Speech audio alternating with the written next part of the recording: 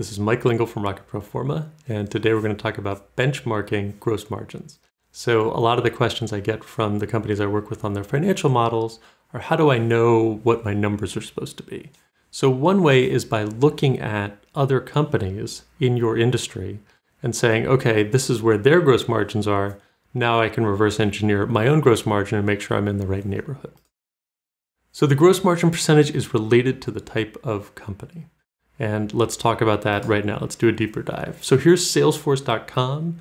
It's a very well-run SaaS company, software as a service company, even though they say no software, but it's subscriptions, right? So here are revenue, cost of goods sold, and gross profit numbers for 4 years. And so from there, we can calculate the gross margin percentage. And we look, it is a very standard 74 to 75%. With publicly traded companies, they manage these numbers very carefully. So you won't see a ton of movement unless the company is doing something specific in order to move that number. But this is a very well-run SaaS company, as I mentioned. So if you're creating a SaaS company, this is probably in the neighborhood of where you should be headed.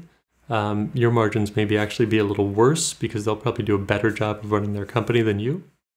You can also look at other companies, private companies, but try to stay in the same industry. And this is a number you would grow towards in your financial model. It doesn't mean year one, you're going to have 74% gross margins. In year one, year two, you're probably bouncing around all over the place because you've raised a bunch of money and are spending money on things that don't scale yet. But you can see, we can take this as a benchmark and work towards it. Okay, so that was Salesforce, purely virtual. Walmart, very physical, probably on the other end of the spectrum. Lots of warehouses, inventory, forklifts, stores. Where do we expect their gross margins to be? So again, here's those same 4 years. Revenue, cost of goods sold, gross profit. What do we expect? Lower, right? Okay, so they're in the 25%, 26% range. And again, it's really steady. This is a publicly traded company. They manage these numbers. But you can see that when we start adding physical goods, even though they're not manufacturing anything, because they're moving all that inventory around, their gross margins are much lower and filling stores with inventory. All right, so Google is somewhere in the middle. They don't have a ton of stores, but they do create a ton of hardware. They bought Motorola, they make phones, they make laptops, but they also are very, very virtual. Most of their money comes from search, but for search, they do have data centers all over the world. So there are large, expensive infrastructure pieces, but it's somewhere in between Salesforce and Walmart, right? So in this case, if we look, where do we expect the range to be? Probably a little bit closer, well, kind of in the middle, I guess. A little bit closer to Salesforce.com, but kind of right in the middle, right? Around 60%. And remember, Walmart was 25%, and Salesforce.com was 75%. So it's more on the virtual side, but they still have a lot of physical stuff that they're creating. Now let's look at Apple. Apple also is very physical, but probably more physical than Google, right? And if it's more physical, we expect their gross margins to be a little bit lower. However, Apple is great at charging a premium for their products. So we expect a little bit of the Apple premium, right? And so where do their gross margins end up? Right around 40%, 38 to 40%. So very, very respectable for a company that is device-driven the way Apple is.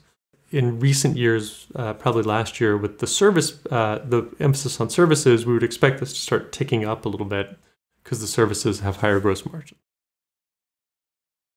All right, so let's look at Amazon. Amazon was very, very physical, but recently, in the past 10 years, Amazon Web Services, which is very virtual, even though they have big data centers, has started to drive a lot of the business and a lot of the profits of the business.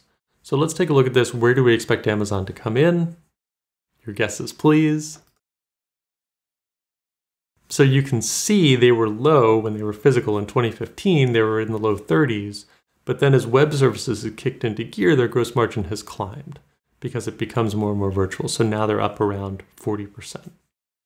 So web services has helped them tremendously with their gross margins. So these are benchmarks that you can use. You don't necessarily have to go with the largest publicly traded companies. These were just examples. I'll post a couple links to lists of gross margins for different industries. And then keep in mind your first couple of years of financial modeling, you won't hit these exactly, right? You're going to be all over the place. You're going to raise money, you're going to spend money on the wrong things, you're going to spend money on things that don't scale. But by year 3, you should be tending towards these industry standard gross margins. So just keep that in mind. Visit rocketproforma.com/resources. You can download free materials. You can also check out the spreadsheet template that I've created for startups. Check out the next video. We're going to do a deeper dive on other expenses. Thanks so much. This is Mike Lingle from Rocket Proforma.